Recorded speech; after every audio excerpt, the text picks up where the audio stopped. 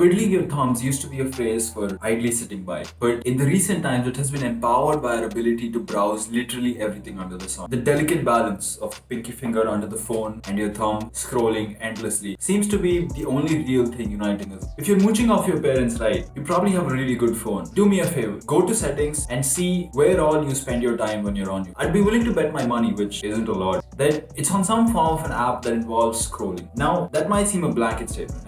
That's my point. Scrolling and endless scrolling in specific has been so endemic to, well, all apps that even apps like Money Control and the Nike website have. It's like no one wants you to reach the end of the page as if there's some magical unicorn pooping out rainbows. In 2006, the economist Brian Wansing devised a beautiful experiment that shed light on our obscure disposition to be influenced by the reference point of the activity that we're doing as opposed to the quality of it or how unappealing it might be. He took a test set and control set of people and gave each a bowl of soup. The crux was that the test set's bowl was being refilled out of their sight and without their knowledge. They were distracted with the cognitive heavy tasks that diverted their attention away from the drinking, eating, consuming. The results revealed that the test set consumed an astonishing 73% more amount of soup than the control set, before showing any signs of satiation or feeling full. The same was observed not just with soup, but even with popcorn. The popcorn was stale to ensure an ample lack of appeal.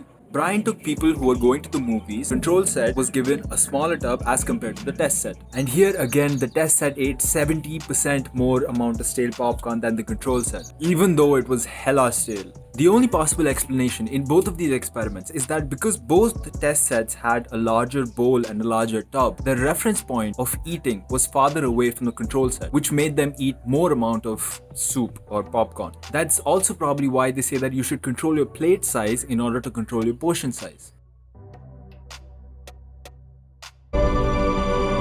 Well, all this is well and good, but what's the point? Well, if you were to extrapolate this insight onto our daily lives, you'll realize that most of our digital lives are unregulated, in the sense that they don't have a tub or a container of sorts. The lack of delineation and our inability to accurately gauge how much digital content we're actually consuming makes us, well, consume 70% more. It's like this, we're not completely rational. We'd like to believe that we're independent and take most of our decisions ourselves, but studies have shown that we only really take our own decisions about 40% of the time. The remaining 60% are almost always influenced by external factors or biases that essentially nudge us towards doing something that we may never have wanted to do in the first place. Daniel Kahneman coined the concept of the two systems. System 1, the planner, the rational part of our brains, and system 2, the doer, the emotional part of our brains, that is borderline automation. System 1 is responsible for the conscious decision, things like calculating 23 times 3. System 2 is responsible for instantly recognizing the double entendre in the answer to that question. And note that you never consciously chose to recognize the hidden meaning in 69. That's how the automatic system 2 works. When you're on social media, you don't really use your system 1 much, or double tap here or double tap there and you're pretty much done. There even came a point when I stopped replying to messages because liking them was enough as a response in itself. I wonder if that could work in real life too. Run.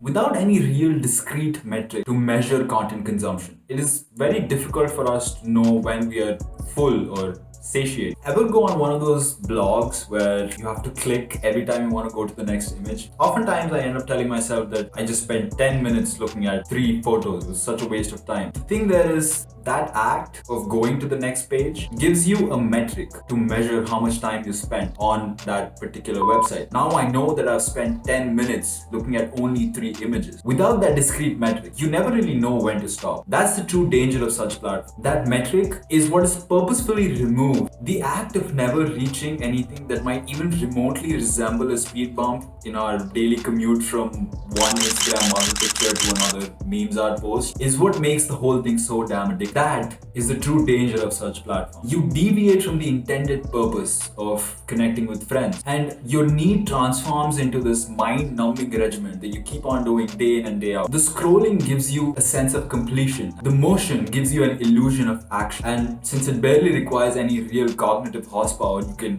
keep doing it all day. Literally.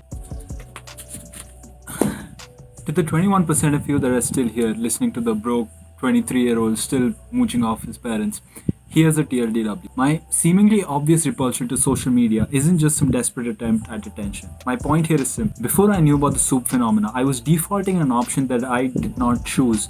That's my reservation with this whole thing. If you want to spend all day playing Farmville on Facebook or hours on the Discover page of Instagram, maybe get a life, but if that's what works for you, then peace. That's something that you should choose to do, not something that you do because you're being sucked into doing it by a clever psychological tactic that you never knew even existed. I want you to be aware of why you do what you do and then go from there. I hate it when I think about the possibility of taking a better decision, even though had it been available, I probably wouldn't take it. Well, that's my 2 cents. But to be honest, that's all I have.